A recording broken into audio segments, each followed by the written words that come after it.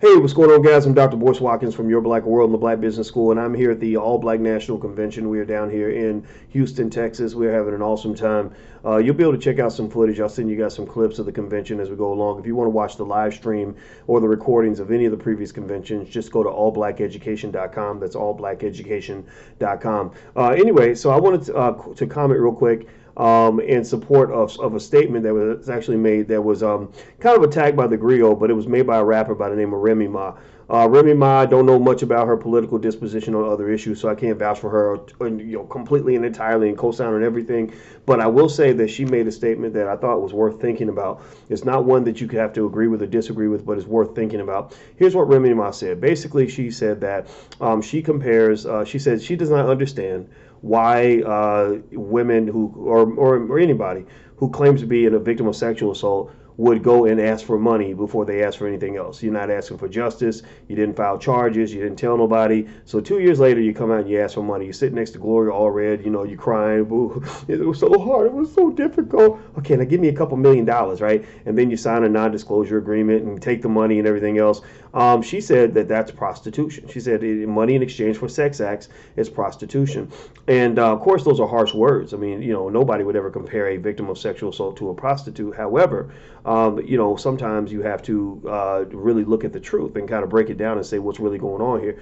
One of the things that I think Remy was pointing at the Revolt Summit, and of course, liberals won't want to hear this because they want to believe that the people that are making the accusations are always the victims, that they're always right, that they're always telling the truth, that they always should be believed. And I don't believe that. I think some victims are really wolves in sheep's clothing. I think that some alleged victims are actually not didn't actually get victimized, or they're actually out for a money grab. People like money. In case you didn't know, people want money, and there are people who will tell lies to get money, especially if you can just go accuse somebody of something and have no evidence whatsoever. And that's what's being done to a lot of black men in particular, because everybody believes anything anybody says that's negative about a black man. Like, there's no question about that. Nobody will question, okay, here you go, here's your pass go collect $200. Like, it's kind of like that. And so here's what is interesting. This is what you should really think about.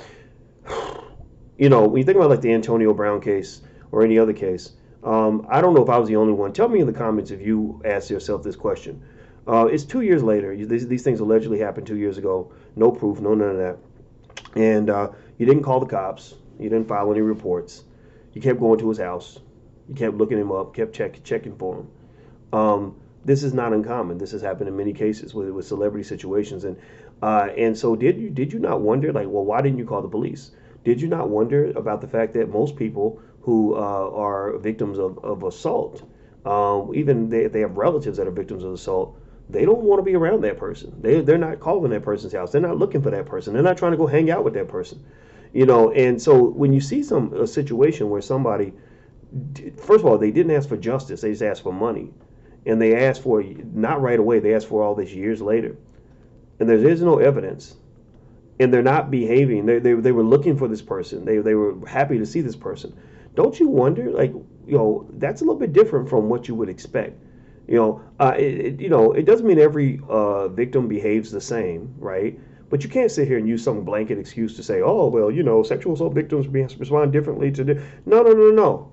There's a point where there has to be accountability across the board. If you're holding one party accountable for their behavior, you must hold all parties accountable for their behavior. And so if you were looking for somebody and taking money from that person and never filed any reports and never told anybody, never had any evidence, never did anything, and then you're making an accusation, first and foremost, I'm not going to believe you, because I believe that the law says that you're innocent until proven guilty. So you must have proof before you go destroy somebody's life.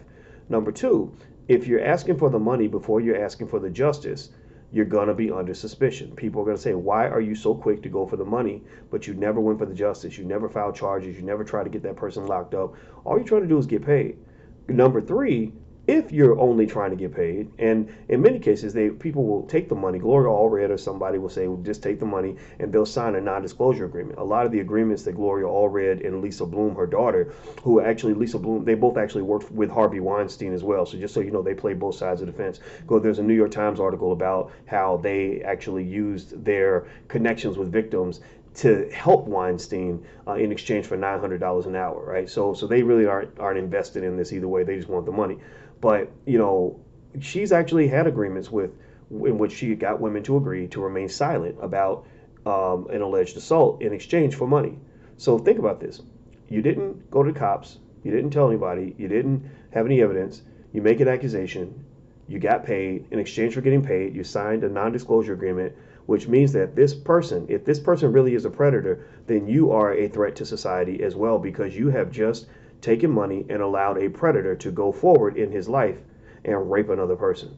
So some other rape victim gets raped because you didn't go get justice. You went for the bag. You took the bag. You were a sellout. You were a sellout, which therefore, according to Remy Ma's argument, kind of might make you a prostitute. And money in exchange for a sexual experience is what they call prostitution. Now, I'm not going to go as far as saying that these individuals will be prostitutes, but I am going as far as saying that there's nothing wrong with what Remy Ma said. It's just that some people, a lot of liberals especially, and conservatives too, we know conservatives have their crazy side as well, so I'm not in that, I'm not no Fox News type guy either, but sometimes when people get confronted with logic and facts, they break down and freak out and get mad and get emotional and start using Becky tears to shut you down and to get you to stop asking hard questions. But let me check this out. Check this out. This is interesting. One thing Lisa Bloom said to Harvey Weinstein. Lisa Bloom, this female activist attorney, daughter of Gloria Allred, when she was trying to get Harvey Weinstein to hire her to go after the people making accusations. One thing she said, this is very interesting. She said that if you start asking them lots of questions, their stories will break down. Like so it's kind of fascinating, right? That you're basically what really occurs sometimes is that, you know, if someone claims the victim role, they get this little shelter, and they believe that this shelter, these Becky tears, protect them from any sort of scrutiny. And that's why you see Amber Geiger, who killed Botham Jean, on the witness stand crying like a little baby, when this ain't no time for crying. This is some time for explaining, because you just killed this man and there's a lot on the line here. But yet we devolve, some individuals in that victim role devolve into little children, and we know little children are not going to be attacked and scrutinized. So a lot of times that cloak of childlike behavior is utilized as a way to protect yourself from anybody that's going to ask you hard questions, and maybe they find out that you're on some bullshit. So that's the analysis. That's my breakdown. I'm out of here, guys. Feel free to let me know what you think. It's totally fine. Hit the thumbs up button, share, and subscribe button. Also, don't forget the All Black National Convention is happening in Houston. We're here all weekend. You can go to allblacknationalconvention.com if you still want to come through, or you can also you can buy at the door. There's a couple of tickets left, and on top of that, you can watch the live stream, and you can watch the recordings of this convention and all others at our educational streaming platform at allblackeducation.com. That's allblackeducation.com. Hit the thumbs up, share, and subscribe button. See you guys soon. Peace.